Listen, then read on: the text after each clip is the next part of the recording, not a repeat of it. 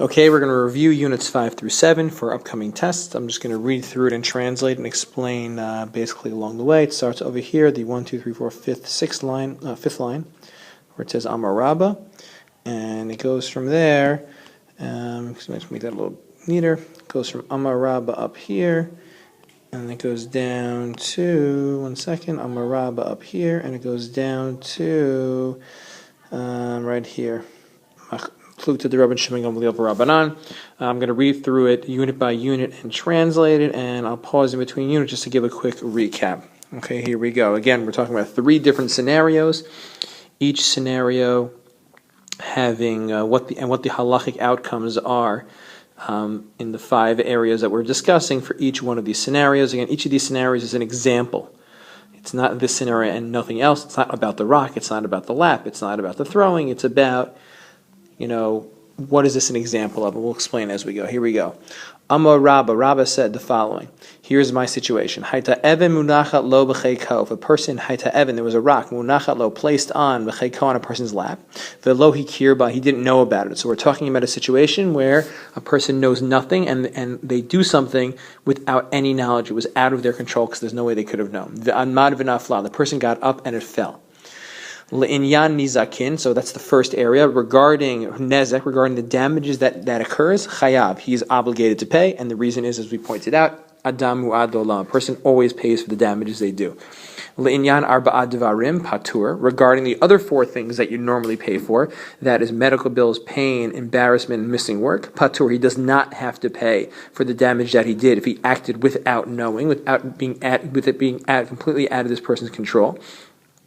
And we said the logic for that is that you're chayav for the paying the other 4 things because you should have realized what repercussions you're going to have, what effect that's going to have on a person. But you can't expect someone to think about that if it's totally out of their control. It's not pshia, it's not negligence, it's not on purpose. Rather, it was done completely without knowledge, and therefore you are patur.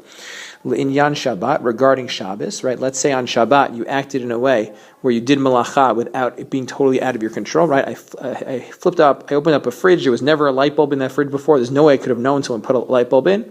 What's the halacha there? Melechet machshevet asra Torah. That's the Gemara's way of saying of your patur. Because you're only chayav asra Torah. The Torah only prohibited it if it's melechet machshevet, if it's done in a normal way. This is not a normal way of doing malacha because you had no idea what you were doing at the time. Le'inyan galut, regarding exile. Let's say you acted in a way completely without knowing, totally out of your control. You killed somebody. Patur, you are patur. You don't have to go to galut because that's not even an accident. You don't have to redeem yourself and go to your miklat to do teshuvah for killing someone by accident because there's nothing you could have done. It's not your fault at all. Linyan Eved, regarding Eved, let's say you acted in a way without knowing and you injured your Eved. The Gemara said, Pilukta de Rabban Shimon Gamliel Rabban. That's a machloke between Rabban Shimon Gamliel Rabban. How do I know it's a machloke between the two? Detanya, because it says in a Braita, Haresh Haya Rabba Rofe. If it happened that his master, the master of the servant was a doctor, Va'amarlo, and he said to his master, Kachol Einai, can you treat my eye, v'sima, and he accidentally blinds him. Chator li shinai, he says to him, can you drill my teeth? V'hi pila, and instead he knocks it out. What happens? Shichek ba'adon v'yatza l'cherut. You can laugh at your master, he can laugh at his master, v'yatza, and go out l'cherut, to freedom. That's the opinion of the Rabbanan. So we see they hold that if you injure your Eved, even by accident, he goes free. Rabban Shimon Gamliel says, V'shichta, the pasuk says, and you destroyed it, which means Ad shit chavin l'shachta. You have to have intention to destroy it. In this case, you did not have intention to destroy it. Therefore, you're patur. You only have to let your Eved go if he injured him on purpose. So the same way in this case in the Braita, with the eye blinding him and knocking out his teeth, just like in this case in the Braita, there was a machloket. So in our case, there'll be a machloket because our machloket was also done without intention. Let's do that one more time. Amar Rabba said, Hi to Evan Munach lo b'cheiko. If he had a rock placed on his lap, v'lo hikir, but he didn't know about it, v'amav v'naflan, he got up and it fell. Linyani zakin, regarding damages, chayav, he's obligated to pay. Linyan arba devarim, for the other 4 things, patur, he's patur from paying, does not have to pay, he's exempt from paying, because it wasn't on purpose or negligent. Linyan Shabbat, regarding Shabbat, Melechet Machshevet Asra Torah. The Torah only said that it's something's asur, prohibited, if it's done in a normal way. This was not in a normal way, therefore you're patur. Linyan Galut, regarding going to exile for killing someone by accident, patur. He does not have to go because it was totally out of his control. Linyan Evid, regarding Evid, Piluktet to Machloket, Rabban Shimon Gamliel Rabbanim, between Rabban Shimon Gamliel and the rabbis.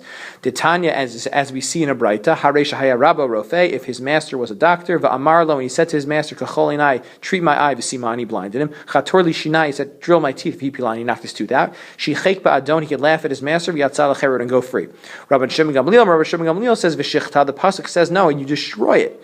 Which means it's only until you have intention to destroy it. Here, since you didn't have intention to destroy it, you do not have to let the Eved go. You only let the Eved go if you had intention. Here you do not, and therefore this Braita teaches us that there would be a machloket there. There will be a machloket in our case about whether the Eved goes free because it was unintentional. Okay, that was Unit 5. Now let's review Unit 6.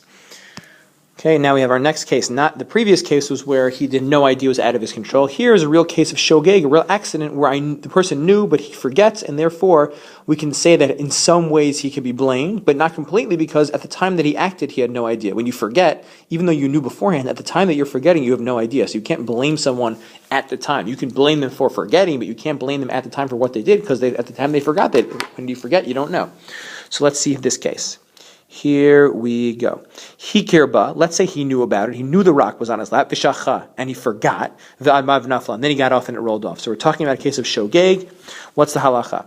Le'inyan yizakin, regarding damages chayav, he's still got to pay, obviously, because adam mu'ad olam. So if you have to pay where it's totally out of your control, for sure you have to pay in this case. Le'inyan dal devarim, for the other 4 things patur, you're exempt from paying. Same reason as before, because you only pay for the other 4 things if you acted with negligence or on purpose. Then you should have realized the outcome of what you were going to do. But here you was by accident. The time that you forgot, it was an accident, so you can't have that held against you completely. Le'inyan galut, regarding exile chayav, you are obligated to go to galut in this case. How do I know that? De amar kra, as it says in a pasuk. De amar kra means, again, it always quotes a pasuk, and in this case we quote one word from the pasuk. De amar kra, the pasuk says bishkaga. You acted by accident. When it's describing who goes to Ir Miklat, someone who kills bishkaga by accident. Mechlal, which implies the habilei dia. There is some sort of knowledge in order to have to go to Ir Miklat. Shogeg means you knew but you made a mistake. The ha and this, what's this? In our case, right? Hikirba v'admad v'nafla. Here, hikirba v'shecha v'admad v'nafla. Ha in our case too, habilei dia. There's knowledge. So the same way when it comes to Ir Miklat, shogeg tells you that there's some sort of knowledge, then you go to Ir Miklat. Ha-havilidiyah, this case also, you go to Ir Miklat. There is knowledge, and therefore you go to Ir Miklat too. Linyan Shabbat patur, regarding Shabbat, your patur, same reason, because it's not melech machshevet. Doing malacha, it's not doing malacha in a normal way. Linyan Evid, regarding an Evid, does he go free? Pilot to the Rabban Shimon Gamliel Rabbanan. Just like before, it's still a machlok to Rabban Shimon Gamliel Rabbanan, because again, here he acted unintentionally. And finally, let's wrap it up with Unit 7. Here we go.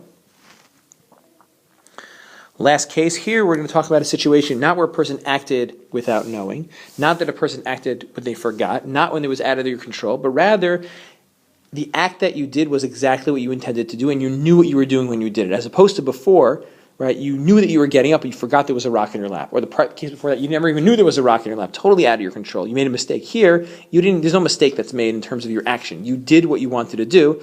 Just the result was a little bit different. What's our specific example in our Gemara? You had kavana, intention to throw something 2 amot. V'zarak arba. It went a little farther. It went 4 amot. Okay? The reason we talk about 4 amot is related to Shabbat, because when it comes to Shabbat, you can't transport an item, which includes throwing it in Reshut HaRabim in a public place without if you throw it 4 amot. So we're talking about a situation where you only wanted to throw it 2. You did not want to violate Shabbat, but it went a little farther and you ended up doing an act with violated Shabbat. What's the halacha in that case? Lenyan nizakin chayav, regarding nezak, again, you are chayav, damages your chayav. Again, same reason, because adam mu'ad olam. Lenyan dal devarim, regarding the other 4 things patur, you are exempt. Again, same idea. This is not considered to be negligent, because you did what you expected to do when you did the act was to throw it 2 and just went 4. There's nothing you could have done to prevent against that.